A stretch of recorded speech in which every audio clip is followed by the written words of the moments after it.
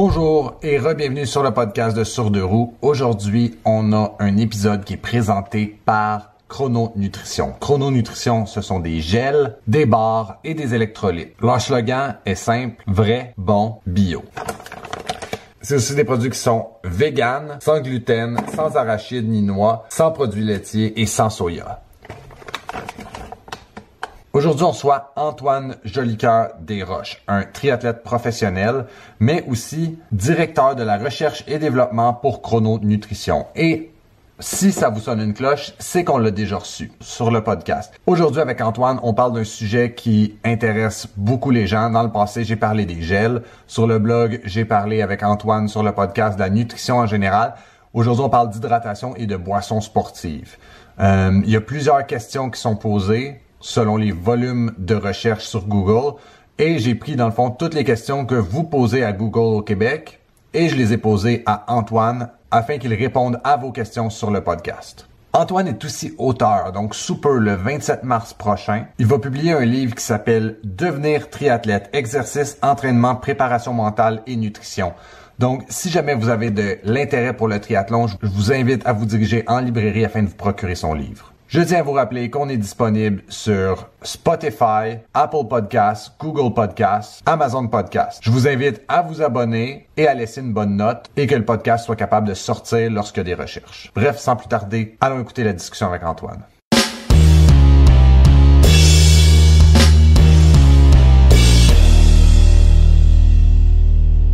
Puis comment ça s'est passé ta course? Ça a été vraiment difficile. Là. Je pense que c'est comme... Mais c'est peut-être... souvent, après la course aussi, ta vision des choses est encore pire. Là, mais je dirais que c'est comme dans les top 3 des choses les plus tough que j'ai faites. Là. Ah ouais? Parce que... Mais je pense que, ma préparation n'était pas idéale, mais j'ai géré mon effort comme si ma préparation était idéale. Fait que je suis parti quand même très vite. Puis après... comme 25 kilos environ, là, genre, ma jambe gauche était complètement figée, comme elle n'arrivait plus comme à se décontracter. Puis là, je boitais un peu. Après 50 kilos, il fallait que je commence à marcher.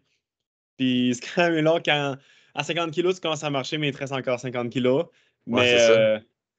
t'es rendu là-bas, t'es en Arizona, t'as fait le voyage, tout ça. Pour moi, c'était quand même important de le finir puis de vivre l'expérience. Puis je pense que t'apprends full aussi quand t'as des mauvaises courses aussi. Mhm. Puis en tant que tel, ça reste comme un bon training. Je voyais ça comme à la fin, je me disais, c'est une longue randonnée, puis Ouais. finis-le. Mais ouais, c'était vraiment pas, pas ce que je m'attendais, mais j'ai quand même bien aimé l'expérience. Et surtout, la première section, quand ça allait bien, c'était le fun, courir avec des vraiment bons coureurs, mais aussi l'autre section, quand ça allait pas mal, mais bien que sur le coup, c'est facile d'être découragé. Par après, tu vois ça comme une belle expérience enrichissante quand même, tu sais. Ouais, j'en doute pas. Puis ça avait l'air vraiment fret le matin. Ouais, même en fait, c'est ça, ils ont retardé le départ. Au début, c'était supposé être à 1 heure. Puis j'ai parlé il y avait d'autres Québécois qui étaient là. Puis il y en a qui me disaient que la raison pour ils ont retardé comme à 9h30, c'est parce que, comme mettons, selon leur assurance, eux ne pouvaient pas faire un départ de course quand c'était comme en bas de zéro. Je pense que comme à 7 heures, c'était à -2. Il fallait qu'ils attendent que ce soit comme jusqu'à zéro. Puis là, on est parti quand même plus tard. Puis en plus, moi où j'étais, comme la semaine avant la course, on était encore plus en altitude, comme à 5000 pieds. Fait qu'il faisait encore plus froid qu'au Québec parce que cette semaine-là, il faisait quand même Mhm. assez chaud au Québec. Là, fait que c'était quand même drôle. Genre, nous, on était dans la grosse tempête, puis là, je voyais du monde au Québec courir en short. Là. C'était un peu le monde à l'envers. Là. Ah, c'est fou. Ouais, c'est bizarre. Écoute, merci beaucoup de te prêter au jeu malgré cette semaine rocambolesque, là, tu sais, de retourner au travail après avoir pris du temps pour aller faire une course à l'autre bout du monde. Cette semaine, on répond, dans le fond, à une question qui est quand même assez intéressante, que il y a le Keyword Tool de Google. Il y a beaucoup de monde au Québec qui se demande quelle est la meilleure boisson sportive pour le vélo. Dans le fond, pour tous les sports d'endurance. Fait que j'ai préparé une couple de questions que je voulais te poser par rapport à ça, tu sais, dans le fond, dans le but de trouver, puis d'orienter les gens par rapport à leur choix. La première Parfait. question, ça serait pourquoi prendre une boisson sportive plutôt que de l'eau ou simplement une boisson sucrée comme du Coca-Cola ou du jus? Mais ça, en fait, il y a il y a différentes raisons, tu sais, de prendre une boisson sportive. Puis, tu sais, comme, comment définir une boisson sportive? C'est généralement une boisson qui a un, des glucides et deux, des électrolytes. Donc, principalement, quand on parle d'électrolytes, on parle de sodium, bien qu'on va avoir d'autres types d'électrolytes. Mais tu sais, nous, le but de prendre justement une boisson avec des électrolytes, c'est remplacer les minéraux qu'on perd de notre sueur. Puis, en grande majorité, ce qu'on perd, c'est du sodium. Euh, donc, c'est ça, la raison, c'est donc d'avoir des glucides, d'avoir des électrolytes. Il y a certaines boissons qu'on va voir sur le marché qui ont seulement des électrolytes et avec aucun sucre. Personnellement, c'est pas vraiment considéré nécessairement comme une boisson sportive. C'est pas une boisson pour l'effort. Donc, c'est vraiment la combinaison des deux. Puis, une des raisons d'avoir des glucides, c'est justement, comme on a parlé dans l'autre épisode, les glucides, c'est vraiment important pour donner l'énergie à nos muscles. Puis, d'avoir dans le fond, les liquides, c'est un bon, dans le fond, bonne façon de s'alimenter. Puis ce que j'ai souvent aux athlètes, dans le fond, c'est important et c'est suggéré, dans le fond, d'avoir différentes façons de t'alimenter durant une course. C'est pas seulement. Dans le fond, tu sais, tu peux manger, tu peux boire du liquide, avoir tes calories de façon liquide. Après, j'ai du solide, comme des barres, des choses comme ça, ou plus du mou, donc compote de pommes, des gels, des choses comme ça. Ou, tu sais, ça peut inclure aussi les jujubes. Fait que des fois, tu sais, de juste se limiter dans une chose, comme juste des gels ou juste des barres, ou même juste du liquide, c'est peut-être pas recommandé parce que des fois, après, ton estomac peut moins absorber bien puis, ces aliments-là. Donc, ajouter des calories et des glucides sous forme liquide, c'est une bonne façon de t'alimenter. Mais également, c'est que le fait d'avoir des glucides et des électrolytes, c'est que ça favorise ton absorption. Euh, donc, tu vas mieux t'hydrater que si tu prends juste de l'eau. Parce que dans le fond, l'osmolalité, dans le fond, du liquide, comme la concentration, dans le fond, du liquide est plus élevée, puis ça va, dans le fond, par osmose, ça va comme plus rentrer facilement dans ton corps. Fait que dans le fond, tu vas avoir une meilleure rétention de tes fluides. C'est pour ça que même après un effort, de prendre. Généralement, ce qu'on recommande, c'est après un effort, c'est de remplacer tes liquides que tu as perdus durant ton effort. Mais souvent, ils vont dire de remplacer 1,5 fois ce que tu as perdu. Parce que dans le fond, si tu bois, par exemple, mais par exemple, on va dire 1,5 litres de liquide, mais il y a peut-être un 500 ml que tu vas uriner. Tu sais, il y a pas la rétention de ton liquide ne va pas être à 100%. Mais Mhm. plus justement quand tu prends justement des liquides avec donc une boisson sportive avec glucides et électrolytes, tu vas plus facilement pouvoir bien l'absorber, bien le retenir. Ça va faire qu'il y a une moins grande proportion des liquides que tu prends qui va se perdre dans ton urine. C'est dans le fond. Fait que c'est une bonne Mhm. façon de t'alimenter puis de remplacer aussi les électrolytes que tu as perdus durant ton effort puis pendant ton effort. Puis ça, tu sais, ça peut aider un peu meilleur fonctionnement musculaire, réduire un peu le risque des crampes aussi. Puis c'est sûr, il y a différentes versions de boissons sportives. Il y en a qui vont avoir plus d'électrolytes, donc qui sont plus. Dans le fond, par exemple, nous, Chrono, tu sais, on a deux types de boissons. Il y en a une avec 200 mg de sodium, l'autre avec 300 mg de sodium. Puis ça peut être, tu sais, si tu vas performer dans les conditions un peu plus chaudes, donc tu sais que tu vas suer un peu plus, là, tu peux peut-être plus aller vers la version avec plus de sodium. Mais également aussi, tu sais, ta sudation, c'est affecté par vraiment beaucoup de facteurs. C'est comme chaque personne, entre moi et toi, quelqu'un pourrait par exemple suer 1,5 litres à l'heure, l'autre 3, 4 litres à l'heure, par exemple. Mais aussi notre quantité d'électrolytes dans notre sueur va varier également. Fait qu'il y en a que, dans le fond, ils suent, mais ils conservent quand même assez bien son électrolyte. Ils ne perdent pas tant d'électrolytes. Fait qu'il y a peut-être besoin de moins consommer d'électrolytes durant son effort, tandis qu'une autre personne a besoin d'en prendre beaucoup plus. Puis ça, des fois, tu peux facilement savoir. Des fois, tu finis une long ride de vélo, puis là, t'as un gilet noir, puis là, tu es parsemé de sel, là, Ouais. du blanc sur ton jersey. Là, c'est quand même un bon signe que tu as perdu beaucoup de sueur puis beaucoup d'électrolytes. Puis aussi, des fois, quand tu finis si à chaque fois tu finis tes workouts ou tes courses, tu as vraiment le goût de saler, tu as vraiment le goût de prendre des pretzels, des chips, mais ça, c'est un signe que tu as aussi perdu beaucoup d'électrolytes. Donc, c'est pour ça que une boisson sportive, c'est intéressant pour ça. Puis, tu sais, pourquoi, dans le fond, prendre ça, tu sais, plutôt prendre genre comme une boisson gazeuse ou tu sais, du jus en tant que tel? C'est qu'en fait, dans le fond, c'est plutôt qu'avoir une seule sorte de glucides, donc par avoir juste du glucose, par exemple. Puis là, on va avoir un mix de glucose-fructose. ou différents types de glucose. Puis dans le fond, différents types de glucides simples. Puis chaque glucide simple a un peu sa porte d'entrée dans l'intestin. Puis dans le fond, si tu prends seulement une type de glucide simple, après une certaine quantité de glucides, la porte est un peu jammée. C'est pour ça que c'est intéressant de prendre différents types de glucides.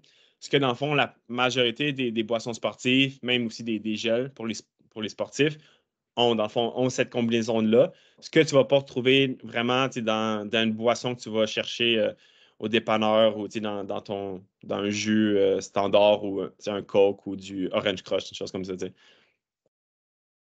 Non, super intéressant. C'est drôle parce que, genre, je m'étais mis des notes pour discuter justement de. Puis t'as tout plugué, là, one shot. J'avais comme fait un peu de recherche avant, tu sais, pour avoir des discussions, puis là, t'es comme.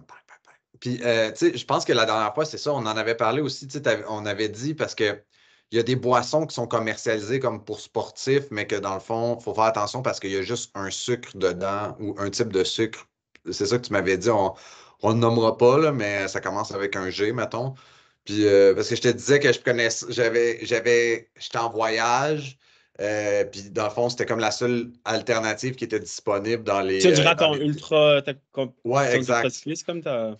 Exact. Dans cette course d'ultra-là, dans le fond, il y avait juste ça qui était disponible, puis que dans le fond, je regrettais de ne pas avoir amené des petits sachets individuels d'électrolytes parce que un moment donné, je trouvais que ça, ben, de un, ça goûtait toute la même chose, mais aussi, j'avais comme de la misère à absorber les sucres quand je mangeais juste des jujubes, puis je buvais juste ça, mettons.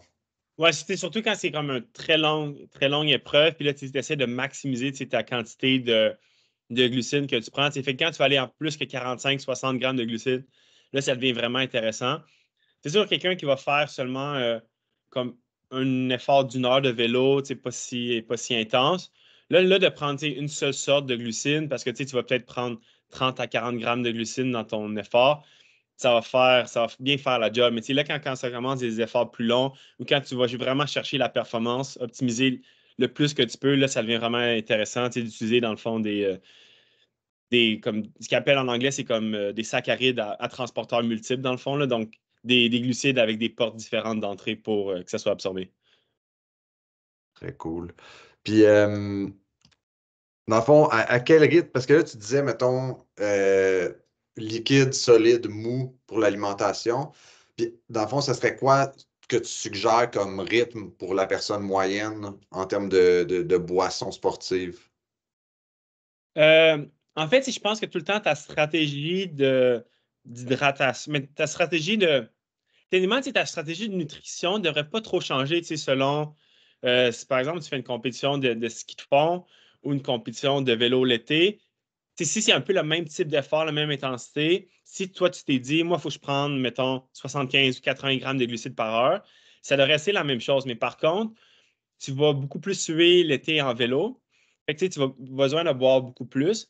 Donc, peut-être un plus grand pourcentage de tes calories vont venir des liquides versus les gels. Fait que, au lieu de prendre, par exemple, deux gels, donc, mettons, 50 grammes de glucides, plus un 25 grammes de glucides qui viennent de tes liquides durant comme ta compétition de ski de fond l'hiver, peut-être que là, ça va être l'inverse parce que tu vas décider, ah, j'aime mieux prendre plus de liquide, donc je vais prendre un gel, l'équivalent d'un gel, plus deux bouteilles, donc mettons un 50 grammes qui vient de mes liquides. Ou ça peut être aussi, moi, ce que je recommande en fait, puis aussi ça va aider vraiment à bien digérer tes aliments, c'est plutôt que juste tout le temps avoir tout le temps une boisson sportive dans toutes tes bouteilles. Par exemple, si tu es en vélo, puis ou dans les triathlètes, tu vois, il y a plein d'endroits où tu peux mettre des bouteilles sur ton vélo. Là. Des fois, on en a quasiment 3-4. D'avoir quelques bouteilles avec une boisson sportive, mais aussi avoir une bouteille juste de l'eau, peut-être juste de l'eau avec un peu d'électrolyte. Que dans le fond, quand tu prends ta barre ou ton gel, au lieu d'essayer de le diluer avec une boisson sportive, qui dans le fond, c'est encore plus de glucides, fait que ça va être plus difficile à diluer ça puis à absorber. Là, ça peut être intéressant de prendre une gorgée de liquide. Puis, la meilleure façon, dans le fond, de savoir quelle quantité de liquide à prendre, ça va vraiment dépendre, dans le fond, des conditions. Donc, si c'est comme très chaud, là, tu vas suer encore plus. Donc, c'est intéressant. Dans le fond, si tu t'entraînes souvent, par exemple, à l'intérieur sur ton trainer, si tu peux te peser avant, te peser après, là, tu prends en considération si tu as uriné pendant ton effort ou si tu as bu des liquides. Puis là, ça permet vraiment de savoir c'est quoi ton taux de sudation. Donc, par exemple, là, j'ai perdu 2 litres par heure. Puis là, après, tu peux extrapoler ça pour ton type d'effort. Donc, si là, c'est un effort que tu penses que ça va donner 3 heures, mais là, tu dis, je vais perdre un 6 litres par heure durant cet effort-là, si c'est environ dans les mêmes conditions, donc même température, taux d'humidité. Euh, Par contre, ce n'est pas recommandé nécessairement de remplacer à 100% ce que tu as perdu en termes de sueur, parce que ça ferait que boire un 6 litres de liquide pendant une compétition de 3 heures de vélo, c'est. Faut que tu trouves une façon d'avoir ce liquide-là sur toi, sur ton vélo, ça fait du poids. C'est difficile à bien absorber. Puis même si tu essaies de le prendre, ce 6 litres-là, possiblement, ça va juste rester dans ton estomac, ça va créer d'autres problèmes. Puis là, tu vas avoir la difficulté à gérer tes glucides, tes gels, tes bars. Donc, si tu peux te permettre d'avoir un certain. De finir ton effort avec un niveau de déshydratation moindre. C'est comme si tu finis avec un 2-3% de niveau de déshydratation, c'est pas trop pire, ça ne devrait pas trop affecter ta performance. Même techniquement, jusqu'à 4% de déshydratation, ça devrait pas trop impacter ta performance. Mais souvent, la littérature, on recommande d'essayer de limiter à un 2% d'hydratation. Fait que ça ne vaut pas la peine d'essayer de boire à 100% pour remplacer toutes les pertes que tu as prises durant ton effort. Puis ça reste aussi que ta, ta soif, c'est vraiment un bon indice aussi pour t'indiquer ce que tu as besoin de boire. De bien, comme un peu ta faim, c'est un bon indice pour te dire j'ai faim, j'ai besoin de manger. Mais ta soif, c'est quand même un bon indice de ça. Fait que d'écouter un peu sa soif. Puis aussi, l'important, c'est de si tu sais que ça va être difficile de bien boire durant ton effort, au moins de débuter ton effort hydraté, donc bien hydraté, là, ça devient très important parce que quand tu regardes un peu la littérature, dans le fond, sur l'hydratation, tu réalises que la majorité des gens, dans leur vie de quotidien, sont souvent un peu déshydratés, peut-être 1 à 2. Fait que des fois, déjà, si tu pars ton effort à 1 ou 2 d'hydratation, puis là, tu vas encore en perdre durant ton effort, tu pars déjà avec un gros désavantage. Fait que comme la même chose, c'est que tu veux faire un carbo load avant ta compétition, tu veux aussi bien t'assurer d'être bien hydraté. Puis ce que je remarque aussi, personnellement, puis même avec des athlètes que je coach, c'est que souvent, comme le matin, la course, tu as plein de choses à faire, tu te réveilles comme à 4h, 4h30. Ta priorité, c'est genre manger ton gruau, prendre ton café, mais souvent, tu oublies de bien boire. Ça fait que tu arrives sur la ligne de départ un peu déshydraté, puis ça reste que chaque petit pourcentage d'hydratation peut quand même t'affecter. Tu ne veux pas non plus partir déjà avec un déficit. Fait que dans le fond, il faut plus gérer sa déshydratation que son hydratation. Mais c'est ça, c'est comme tu t'attends à finir ton effort déjà déshydraté, puis ce qu'on va le plus marquer, en vélo, l'avantage, c'est que, tu es assis sur ton estomac, c'est quand même plus facile de bien s'hydrater. Surtout, tu vois comme sur le Tour de France, surtout les bons, les leaders de leur équipe, ils ont leur domestique, ils vont leur donner les Mhm. bouteilles, tu as les autos, tout ça. C'est quand même plus facile de bien boire. Là, ça devient plus difficile quand ils commencent à monter dans les Alpes, tout ça. Mais par contre, ce qu'on va voir, c'est dans les études, les taux de déshydratation les plus élevés, ça va être surtout sur le marathon. Marathon, c'est souvent, c'est un effort qui est très, très, très élevé, là, surtout chez les élites. Ils perdent vraiment beaucoup d'eau. Je pense que j'avais vu comme Alberto Salazar, qui était un des meilleurs marathoniens américains, je pense qu'il perdait 3,7 litres à l'heure, ce qui est énorme. Sur un marathon que tu fais comme en 2h10 et tu vas perdre environ comme quasiment 8 litres durant ton épreuve. Puis c'est très rare que les coureurs ils sont capables de boire. Souvent, ça va être quasiment plus gargariser la bouche, on va prendre quelques gorgées. Parce qu'à cause de l'impact de la course à pied, c'est beaucoup Mhm. plus difficile. De t'alimenter, puis aussi t'hydrater. Tandis qu'en vélo, c'est quand même un peu plus facile. Fait, par exemple, pour les gens qui écoutent le podcast puis ils sont plus des triathlètes que des cyclistes, moi, ce que je suggère vraiment, c'est comme la partie vélo, c'est ta priorité. C'est comme le moment, c'est le pique-nique, là. C'est le moment que tu peux bien t'alimenter, bien t'hydrater également. Tu as plein d'aid stations. Tu peux aussi partir avec quand même quelques bouteilles sur ton vélo. Puis si c'est un parcours plat, le poids des bouteilles ne vont pas trop t'affecter. Mhm. Puis, tu sais, vu que tu es assis sur le vélo, c'est quand même facile de bien boire. Fait que des fois, c'est comme tu pars, tu t'assures au moins de débuter le marathon sans trop avoir épuisé tes réserves de glycogène, puis aussi de ne pas partir trop ton marathon déshydraté, parce que tu sais que ça va continuer à se détériorer durant le marathon. Tu sais. Non, c'est vraiment intéressant. Mais c'est pas toi qui avais fait une étude aussi à un moment donné, tu parlais de la déshydratation avant de commencer. C'est pas toi qui avais fait l'étude avec une équipe féminine de hockey, puis tu avais testé leur niveau de déshydratation avant les games? Non, mais en fait, moi, j'avais fait une étude un peu sur, plus c'est sur l'hyperhydratation. Dans le fond, tu sais, c'était comme, OK. tu as la déshydratation, après, tu as euhydraté, c'est comme, tu es bien hydraté. Puis là, hyperhydraté, c'est dans le fond, tu es encore plus hydraté, tu as plus de liquide qu'un état normal. Puis nous, OK. dans le fond, puis ça, c'est pratiquement, tu peux pas vraiment t'hyperhydrater seulement en prenant de l'eau parce que justement, ton corps n'a pas la capacité de retenir, d'avoir une rétention de ce liquide-là. Par contre, si tu le prends avec beaucoup de sodium, beaucoup de sel ou avec du glycérol, puis dans le fond, nous, on a utilisé avec du glycérol, ça permet de comme conserver ton liquide. Fait que là, dans le fond, au lieu d'être à comme 0%, tu sais, d'habitude, tu es comme à 2% déshydraté, là, 0% déshydraté, mais là, tu es comme dans le positif Mhm. d'hydratation. Fait que là, dans le fond, tu pars dans le positif. Fait que là, quand tu finis ton effort, tu es beaucoup moins dans le négatif, tu es beaucoup moins déshydraté. Mais par contre, nous, l'effort qu'on faisait, c'était comme un 5 km de course à pied, un effort qui est très intense. Puis les gens, ils partaient quand même avec 1 kg de plus de poids à cause de toute l'eau qu'on bu, ce qui faisait que ça, quand même, ça affectait leur performance. Donc, il y avait pas d'effet bénéfice sur la performance. Mais par contre, OK. c'est sur des sports que comme mettons le vélo, des choses comme ça, que oui, le poids a un impact quand tu montes des cordes, mais sur le plat, peut-être un peu moins. Là, ça pourrait être peut-être intéressant. Aussi, des fois, sur des efforts un peu plus longs, là, comme des demi-marathons, des choses comme ça, là, ça peut devenir intéressant. Ou, tu sais, des épreuves, mettons, tu vas faire un ultramarathon dans le Sahara, puis tu sais que, ou en vélo, puis là, tu sais que tu vas pas avoir accès à des liquides. Là, partir déjà un peu hyper hydraté, là, ça peut devenir quand même intéressant. Hmm. Vraiment intéressant. Non, c'est ça.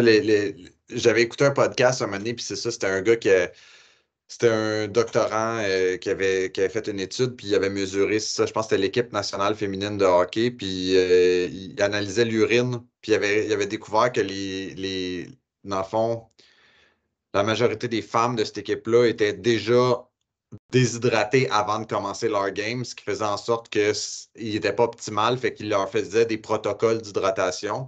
Malheureusement, je ne sais pas si ça se mesurait en performance. Là. J'ai pas, mais j'écoutais le Ouais, podcast, ouais, puis je trouvais ouais. ça vraiment intéressant. Depuis ce temps-là, je bois de l'eau avant de partir parce que j'étais comme, c'est quelque chose que je pensais pas avant à faire.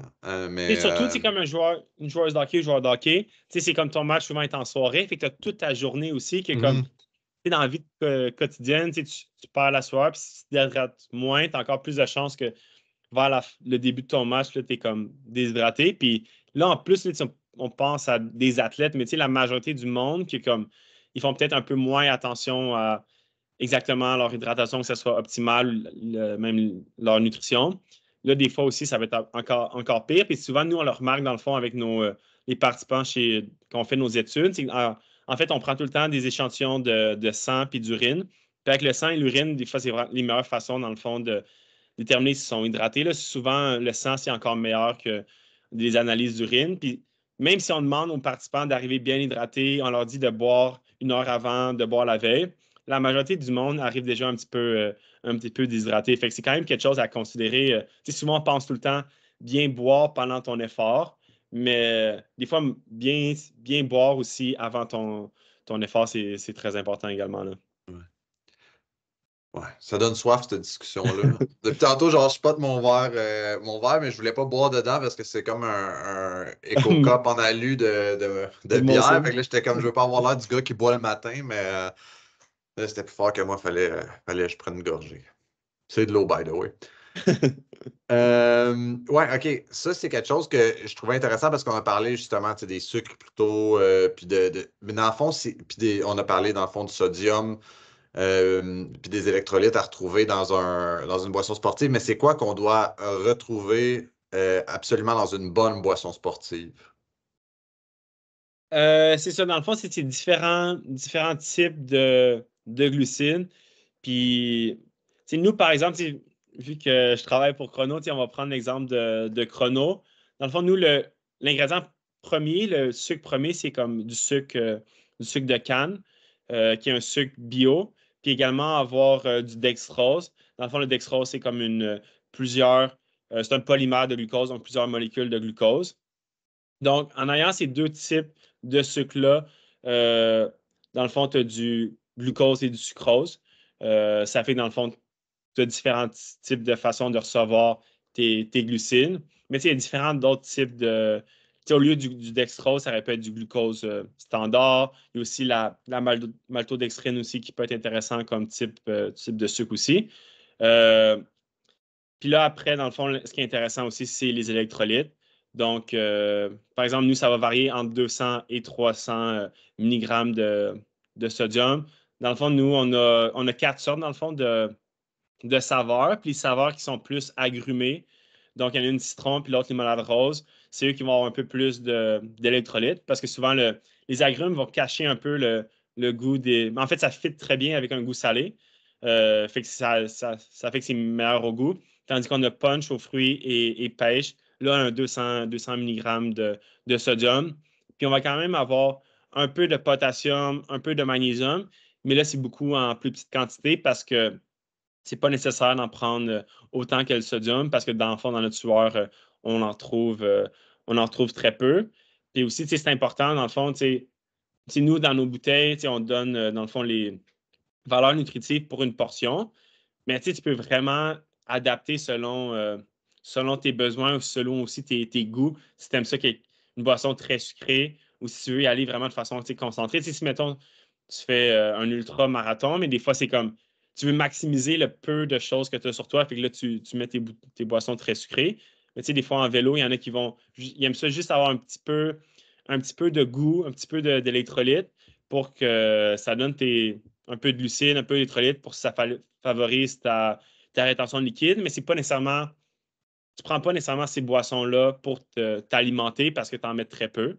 Mhm. Mais fait que tu vas dire, les gens qui vont faire ça, qui vont plus diluer leur boisson, la grande majorité de leur nutrition, donc leur glucides, va venir des gels. Puis, tu sais, plus il fait chaud, donc plus tu penses boire, là, ça vaut la peine de plus, dans le fond, plus diluer tes boissons. Donc, parce que tu sais que tu vas boire beaucoup plus de liquide. Euh, Puis donc, tu as besoin d'un peu d'en mettre moins dans chaque bouteille. Par contre, si tu veux aller chercher plus d'électrolytes, là, ça vaut la peine de mettre plus de scoop dans chaque bouteille. Fait que c'est vraiment selon tes préférences. Puis, ce qui est recommandé justement pour bien l'absorption, puis aussi pour bien retenir les liquides, c'est justement de mettre une quantité qui n'est pas trop, trop importante. C'est une boisson qui est comme trop, trop, trop sucrée. Euh, Là, l'effet bénéfique de bien retenir ton liquide est pas là. C'est quand le dosage est juste bien fait. Dans le fond, là, quand tu suis les recommandations, Mhm. là, tu vas bien absorber tes liquides, puis tes glucides, puis tes électrolytes également. OK. Puis, fait que dans le fond, tu sais, là, il y a comme une mode des boissons zéro calorie, mais avec des électrolytes. Ça s'adresse à qui, ça? Parce que l'autre fois, genre, pit stop dans un DEP, on rentre, puis il y a quelqu'un qui a pris ça, puis là, j'étais comme, ça tente pas de prendre quelque chose avec du sucre, mais je voulais pas trop m'impliquer dans sa décision, mais je trouvais ça curieux comme choix. Tu sais, mettons, je pense que c'est BioSteel qui fait ça, puis je pense que c'est G-Zero de Gatorade, par exemple. C'est ça, en fait, la majorité des grosses brands, on va avoir la version standard puis la version de 100 calories. Euh, je connais pas personnellement, tu sais, comme j'ai déjà goûté BioSteel, mais je sais même pas si, dans le fond, eux, c'est quoi leur ratio, quelle quantité de sodium qu'ils ont OK. dedans. Tu sais, mais souvent, mettons le Gatorade, par exemple, Gatorade Zero, ça va être la même quantité d'électrolytes, mais ils vont juste pas mettre de glucides ou très peu de glucides.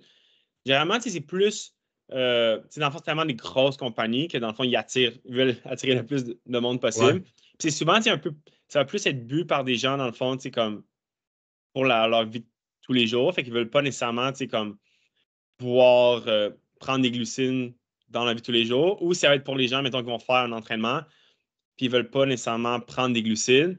Mais tu sais, comme on en a parlé, tu sais, dans l'autre épisode, tu sais, tu fais un entraînement, c'est vraiment important de prendre des glucides si tu veux donner de l'énergie à tes muscles. Fait que c'est pas vraiment, tu sais, recommandé. Puis même, tu sais, de prendre une boisson style Gatorade Zero dans ta vie de tous les jours, c'est pas nécessairement non plus intéressant parce que, tu sais, dans la journée de tous les jours, là, tu peux boire juste de l'eau puis ça va faire la job, surtout Mhm. si tu scelles bien tes aliments. Euh, mais aussi l'autre catégorie, dans le fond, qui est un peu plus les sachets individuels, là, avec beaucoup, beaucoup de sodium. Ouais. Tu sais, par exemple, il y a Element qui a comme un 1000 grammes, 1000 milligrammes de sodium, donc 1 Mhm. gramme de sodium par sachet, qui est comme énorme. Puis la marque qui a comme un peu débuté cette mode-là, c'est comme Liquid IV, que eux, c'est Mhm. quand même légèrement plus raisonnable. C'est comme un 700 milligrammes qui reste quand même très énorme, là. Euh, Puis eux, tu sais, c'est plus attiré vers le monde. Je sais que, mettons, Element, c'est comme leur clientèle principale, c'est les gens qui vont plus être low carb, keto. Donc, les gens qui ne vont pas prendre de glucides. C'est pour ça que, dans le fond, ils prennent des produits sans glucides. Mais l'intérêt de prendre autant d'électrolytes, surtout si tu l'utilises de la façon qu'ils recommandent, là, tu sais, de mettre ça dans une bouteille de 750 ml, par exemple, c'est que ça devient extrêmement beaucoup très salé, donc c'est très difficile à bien le boire. Tu sais, c'est comme avant que ça tombe sur le cœur. Puis également, justement, trop de sodium durant ton effort, tu ne vas pas nécessairement mieux absorber ton liquide. Tu sais, c'est difficile sur ton estomac. Fait que ça devient plus intéressant, par exemple. Mais en fait, c'est techniquement, c'est comme ces produits-là ont été basés sur des produits comme un peu Pedialyte, qui sont dans le fond des Mhm. produits que tu utilises quand tu as eu la gastro. Puis là, tu Ouais. essaies justement, là, il faut que tu bois le plus de liquide. Puis justement, comme on a dit, tu ne veux pas juste boire de l'eau parce que tu ne vas pas avoir une rétention de ton liquide. Fait que dans le fond, là, c'est comme un peu une manière un peu extrême d'essayer de retenir ton liquide. Fait que c'est un peu le marketing de ça vient un peu de cette stratégie-là. Fait que là, ça peut être plus utilisé, dans le fond, dans des conditions d'extrême. Tu sais, mettons, si tu as fait une grosse. Mais par exemple, à la fin d'un marathon, là, tu es très, très, très déshydraté. Donc, de là, de prendre une boisson avec vraiment, vraiment beaucoup d'électrolytes pour essayer de te réhydrater, là, ça peut être intéressant, mais je ne vois pas l'intérêt de prendre quelque chose qui n'a pas de glucides. C'est tant qu'à prendre une boisson après ton effort, même si tu es déshydraté, vas-y avec des glucides également, parce que c'est ça qui va te permettre aussi de mieux t'hydrater également, puis aussi remplir tes réserves de glycogène. Tu sais. Fait que je pense que oui, il y a un intérêt de prendre des boissons avec plus d'électrolytes, surtout si tu es quelqu'un qui perd beaucoup de sodium, beaucoup d'électrolytes dans ta sueur, mais d'y aller de façon autant extrême, puis aussi avec peu de glucides, je vois pas vraiment l'intérêt là-dedans. Tu sais. Mhm. Surtout c'est pour les sportifs, tu sais, que tu as besoin de glucides pour performer. Fait que finalement, c'est juste bon quand t'es à Vegas. C'est ça, tu sais, c'est comme. Mais tu sais, des fois, j'en ai pris, tu sais, c'est plus, mettons, le lendemain d'une compétition, là, ça peut être intéressant. Mhm. Tu sais, t'as pas tant. T'es comme tanné de prendre. Si ça fait 8 heures, tu as pris des glucides toute la Ouais. journée. Puis là, tu as juste besoin de vraiment bien t'hydrater. Puis dans le fond, tu sais, c'est comme faire ce genre d'épreuve-là, c'est quasiment l'équivalent d'avoir comme une gastro parce que ça se finit avec un taux Ouais. d'hydratation tellement. Tu as juste besoin de te rehydrater. Dans le fond, là, ça peut être intéressant. Mais tu sais, aussi, j'ai juste mangé plein de chips, plein d'affaires avec du sel aussi. Tu peux te récompenser après ton Ironman ou ton ultra cycliste. Des fois aussi, l'important, c'est de prendre du sel, tu sais, pour remplacer ce que tu as perdu comme sueur. Euh, la prochaine question, qu'est-ce qui fait qu'une boisson est indigeste? Tu sais, on entend souvent ça, il y a du monde qui veulent pas nécessairement boire des boissons énergétiques ou sportives, excuse. Qu'est-ce qui fait, parce qu'ils ont des problèmes de digestion, qu'est-ce qui ferait qu'une boisson est indigeste pour eux? Euh, mais tu sais, comme la nutrition en tant que telle, c'est quelque chose qui est très, très, très personnel. Tu sais, comme autant quelqu'un va être capable de, justement, genre, digérer 120 grammes de glucides à l'heure, il y en a qui, ça va être comme naturellement, il y a un estomac qui est fort pour ça. Ou c'est parce qu'ils se sont entraînés puis ont été capables de faire ça. Tandis qu'il y en a d'autres qui ont vraiment la difficulté pour ça. Des fois, c'est juste naturellement, tu as la difficulté à gérer autant de glucides. Ou des fois, c'est qu'il y en a que certains types de glucides, tu es moins capable de le gérer. Il y en a que pour beaucoup, bien que la maltodextrine, c'est quelque chose qui est quand même très intéressant parce que c'est un glucide qui prend un peu plus de temps. Euh, Tu vas moins avoir un pic d'énergie tout de suite après que tu le consommes parce qu'il est un peu plus complexe qu'un glucide simple. Il y en a pour certains que c'est un peu plus difficile à gérer, tandis qu'il y en a d'autres, par exemple, c'est comme le sirop d'érable, ils vont trouver ça difficile à bien gérer. Fait que des fois, c'est plus personnel, des fois, comme tu l'as. C'est plus des fois un problème à gérer certaines quantités de glucides ou certains types de sucre. Ça, c'est vraiment important de bien le tester à l'entraînement. Puis, ça reste aussi, tu peux entraîner un peu ton estomac à gérer certains aliments ou certains liquides. Par exemple, moi, quand j'ai débuté en triathlon, sur le parcours, il y a tout le temps du Gatorade. Puis, j'ai tout le temps. Tu pars avec comme 2, 3 bouteilles sur ton vélo, mais sur un Ironman, tu n'as pas le choix de prendre des choses qui sont sur le parcours. Fait que là, à chaque fois que je prenais du Gatorade, j'avais tout le temps mal au ventre. Mais là, je me suis dit, j'ai pas le choix d'essayer de gérer ça. Fait qu'à l'entraînement, je me forçais à prendre ça. Puis après un certain temps, mon estomac était mieux capable de gérer ça. Puis j'avais plus les crampes au ventre, les maux de ventre que j'avais initialement. Fait il y a une certaine capacité, ton estomac a une certaine capacité d'adaptation puis de capable de gérer certains aliments ou certaines quantités de glucides. Mais c'est vraiment une question de tester différents produits, voir ce qui marche pour toi. Puis, il y en a que pour eux, ça va être. Je parlais avoir tes glucides de façon liquide, solide ou mou. Mais il y en a que ça ne marche pas du tout, le solide. Ou des fois, il y en a que ça va être. Tout ce qu'il peut prendre, c'est de prendre du liquide. Fait que ça va vraiment être comme dépendant du type de personne, puis aussi des fois du type de l'effort. Comme on disait, c'est la course à pied, c'est un sport qui est un peu plus difficile à digérer certains aliments. Moi, je sais que de façon générale, je peux manger pratiquement n'importe quoi en vélo, là, surtout des longues sorties. Euh, Tandis qu'en course à pied, là, mon estomac est un peu plus fragile. Fait que c'est de voir ça, voir qu'est-ce que tu es capable de bien gérer. Puis chaque personne est différente, puis c'est important de bien se connaître. Hmm. Euh, OK. Le dernier, c'est une question qui est très personnelle parce que j'ai eu avec le blog, j'ai eu la chance de tester beaucoup, beaucoup de produits.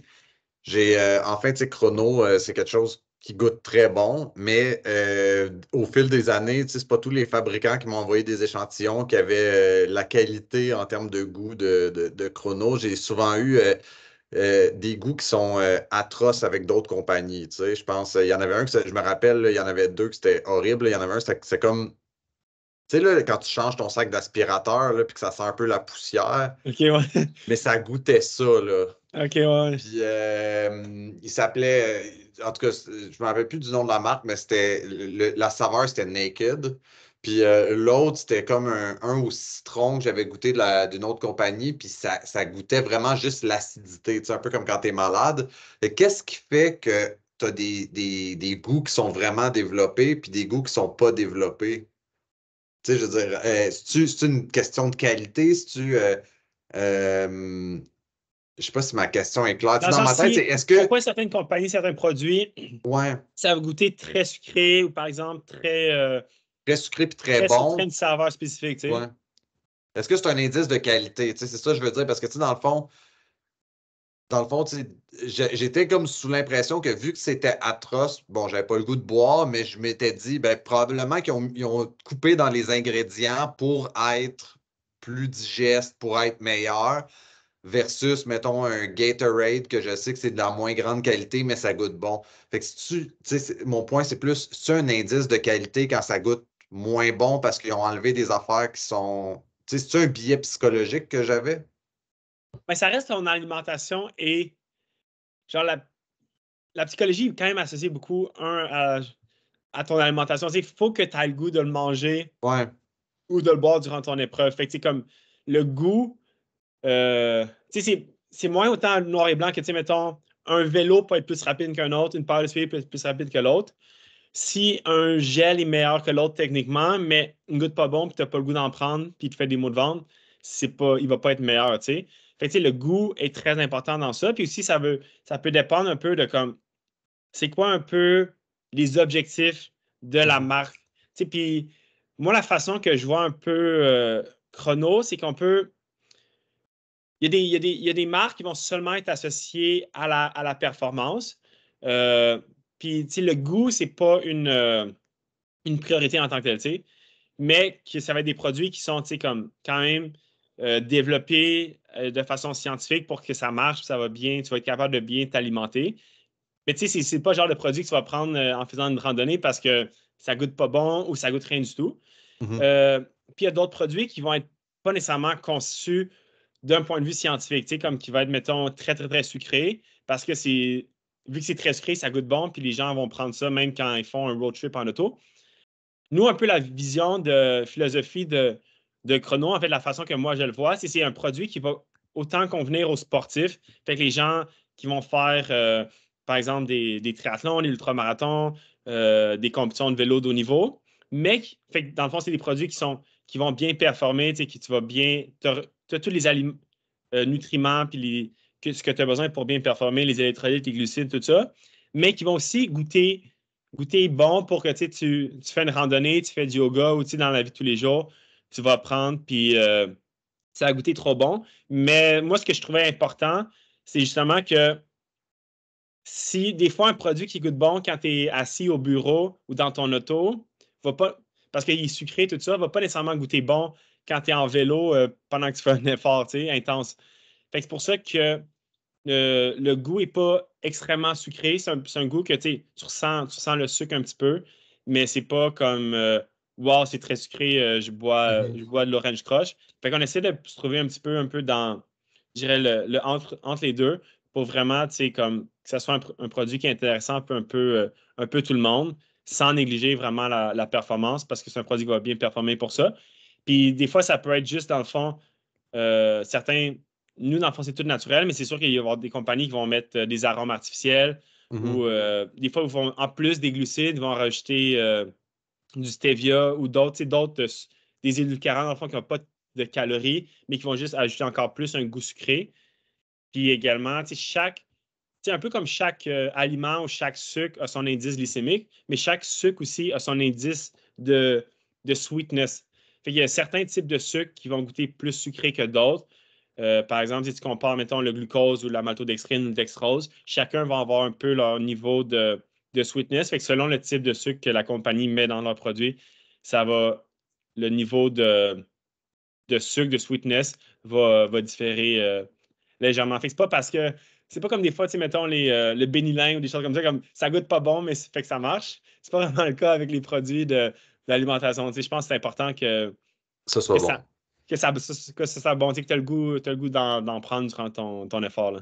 Non, exact, c'est ça. C'est parce que c'est ces deux compagnies-là qui m'avaient envoyé des échantillons. C'est ça, je trouvais ça horrible, mais au prix qu'ils le vendaient, j'étais comme ça doit être bon. Puis ils sont sur le World Tour. Puis là, j'étais comme OK, mais tu sais, j'ai goûté, puis là, j'étais comme pas. Je trouvais que c'était vraiment mauvais, mais il y avait une partie de moi qui se disait à cause que ça goûte mauvais, il doit avoir enlevé des affaires comme justement, tu parlais d'édulcorants, fait que dans ma tête, mais là, j'étais juste comme c'est un billet ou tu sais, ils jouent-tu de même sur le marketing? C'est un peu comme c'est les ketones, là, que ça goûte ultra Ouais, ouais, mauvais, mais ouais. là, tout le monde est comme ouais, mais no pain, no gain. Puis là, t'es comme moi, je sais pas, tu sais, tant qu'à quelque chose qui goûte de l'acide à batterie, ça me tente pas tant que ça, là. Puis tu sais, il y a certains gens aussi que justement, tu parlais dans le fond, un produit qui est comme saveur naked, dans le fond, sans Mm. saveur. Il y en a pour qui tout ce qui est moindrement sucré, ça leur tombe sous le cœur durant un effort. Pour ça que eux, ils vont aller plus chercher justement un produit qui a pratiquement pas de saveur, pas de goût ou tout ça. Tandis qu'il y en a d'autres qui ont besoin de quelque chose un peu plus Ouais. sucré qui goûte quelque chose en tant que tel. Euh, Puis aussi, justement, on va voir la façon que les gens ils préparent leur bouteille aussi. Là. Il y en a qui vont mettre deux, trois fois la quantité Ouais. recommandée, mettons, de scoop dans leur bouteille parce qu'ils aiment ça très sucré. Il y en a d'autres que c'est l'inverse. Fait que le goût est vraiment personnel. Mais c'est pas parce que ça goûte mauvais que c'est nécessairement bon. Là. Meilleur, OK. Good. Puis il y a aussi, comme tu dis, l'affaire des ketones, il y a une partie aussi placebo que tu dis, j'ai payé extrêmement cher pour mes ketones, ça goûte vraiment pas bon. Puis tu dis, c'est mieux de fonctionner, fait qu'il y a un petit effet placebo qui te fait performer encore plus. Hein. Ouais, exact. Ben, ça, je connais pas trop la science derrière, là. En fait, je connais pas trop la science du tout, là. Ça s'est pas mal arrêté en sciences physiques en secondaire 4 mes affaires, là. Mais des fois, je me dis juste, il y a des affaires qui sortent qui ça a l'air d'être vraiment une attrape, là. Je regardais, tu sais, les ketones, là, justement, il faut que tu en consommes quand même assez régulièrement, je pense, pour que ça ait un effet. Puis j'étais comme, au prix que ça coûte, t'es mieux Ouais, d'être ça un coûte pro. extrêmement cher. Là, mais justement, au début, qu'il y avait des études là-dessus, j'avais regardé un peu une étude. Puis la majorité des études sur les ketones, dans le fond, sur la performance, il n'y a pas vraiment d'effet vraiment pour t'aider à performer. Surtout comme des fois, tu n'as pas aidé, dans le fond, quand tu étais à jeun, tu n'avais pas de déjeuner le matin, tu ne prenais pas aucune glucine durant ton effort. Là, ça peut avoir un effet un peu bénéfique. Mais d'un point de vue général, ça n'aidait pas en performance. Mais c'est plus, il y avait une étude qui était intéressante, c'est sur la récupération, puis chez une équipe de cyclistes. Mhm. Euh, puis, dans le fond, ils prenaient durant leur camp d'entraînement. Dans le fond, c'est pour voir si les, l'ingestion de ketones pouvait aider ta récupération, puis même empêcher d'avoir des temps sur-entraînement durant un gros camp d'entraînement. Mais j'ai regardé un peu la quantité qu'ils prenaient, puis le coût associé à chaque. Le coût, ça revenait par semaine. Puis c'est extrêmement cher comme type de produit. Puis, mais de façon générale, les études en ce moment, l'intérêt de ça est plus d'un point de vue peut-être de récupération pour te Mhm. permettre de mieux t'entraîner encore plus. Mais d'un point de vue de performance sur le moment présent, il n'y a pas vraiment d'étude qui va dire que c'est préférable de prendre ça plutôt que des glucides. Dans le sens que quand tu es bien alimenté, prendre des kétones en plus, ça ne va pas vraiment plus t'aider à performer. Mais ça reste qu'on est quand même très early on dans ces Ouais. études-là. Fait qu'il y a peut-être d'autres choses qui vont changer. Mais c'est sûr que il y a beaucoup de marketing là-dedans, fait qu'il faut faire attention aussi avec tout ce qu'on voit aussi, là. Tu sais, j'avais regardé suite à un podcast, j'ai regardé suite à un podcast, dans le fond, c'est qu'il offrait, je pense, le premier mois gratuit si tu t'abonnais pour 12 mois une box de ketones. OK, Puis OK. le prix pour 12 mois, c'était littéralement un set de Envy Foundation. Puis là, je me disais, pour vrai, je pense que tu as plus de gains à aller te chercher genre des Une bonne Envy paire de Deep roues, là. Dish que de prendre des ketones quand tu es un average Joe, tu sais, mais Ouais, ouais, ouais. Puis il faut faire attention avec ce que. Ça reste que les compagnies veulent vendre leurs produits aussi, là. Puis pour ça, pour voir un peu le côté, vraiment la science derrière ça. Puis comme un produit, mettons, un supplément qui est connu que ça aide la performance, c'est les nitrates qui sont présents dans les betteraves, mais aussi dans d'autres aliments comme la salade, l'argula.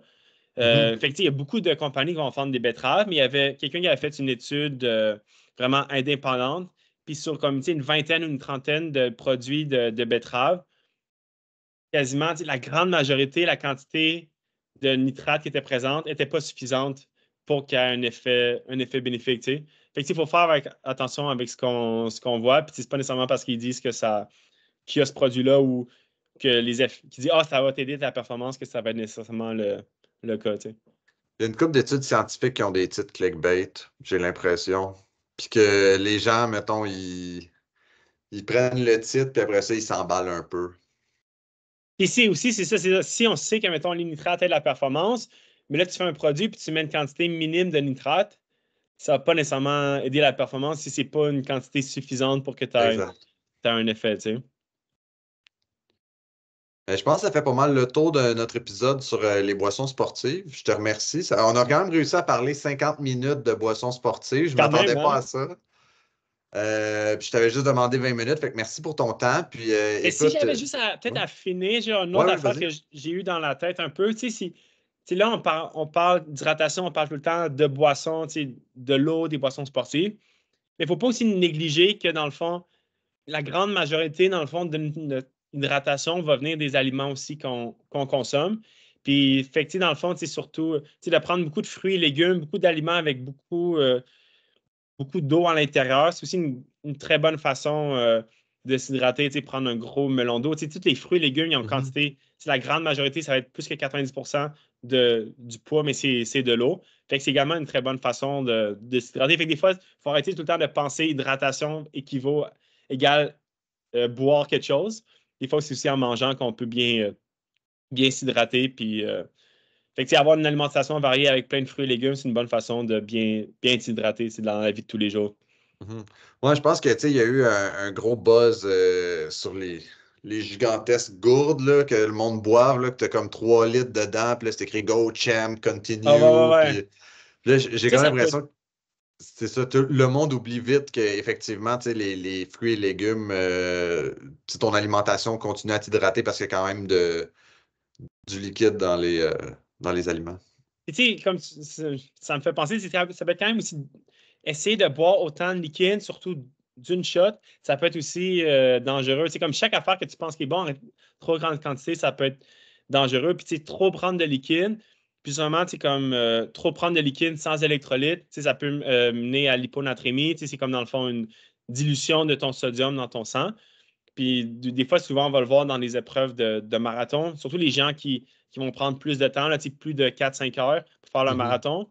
C'est que ça prend très longtemps à faire l'épreuve, puis ils boivent beaucoup, beaucoup de liquide, plus que leur taux de sudation, puis ils boivent juste de l'eau sans électrolyte. Ça fait que dans le fond, ils diluent complètement leur sodium dans leur sang, puis ça peut être très dangereux là, comme symptôme, là, puis ça peut être nocif pour la santé. Là. Fait que c'est un bon point aussi. Puis, tu sais, si on veut s'hydrater, la meilleure façon aussi, c'est pas de chugger 3 litres d'un coup, tu sais, parce que ton absorption du liquide et ta rétention de liquide va pas être optimale. C'est mieux vraiment de boire de façon fréquente, en petite quantité durant ta journée. Puis, ça reste que c'est aussi également la même chose durant ton épreuve de vélo, par exemple. Là, tu sais, c'est bien mieux de prendre 4 fois, mettons, 250 ml d'eau que de chugger 1 litre d'eau au début de ta course, puis tu dis, ah, j'ai plus besoin d'en prendre Ouais. pour le restant de l'heure ou, mettons, de la course. Hein. Non, c'est un bon truc parce que j'ai l'impression qu'il y a du monde aussi, des fois, c'est ça, ils oublient, ils arrivent au aid station, calent la gourde, la remplissent, puis là, ils se disent qu'ils sont corrects pour un bout, puis Ouais, ouais, finalement. ouais. Cool. Ben, hey, encore une fois, un gros merci pour ton temps. Je pense que c'était super éducatif. En tout cas, moi, j'ai appris beaucoup. J'espère que les auditeurs ont autant appris. Puis, ben, on se dit à la prochaine fois. Il va sûrement avoir une suite, Et oui, ça j'imagine. me ferait plaisir de faire d'autres podcasts avec toi. Très cool. Bon, ben, un gros merci. Good, salut! Ciao.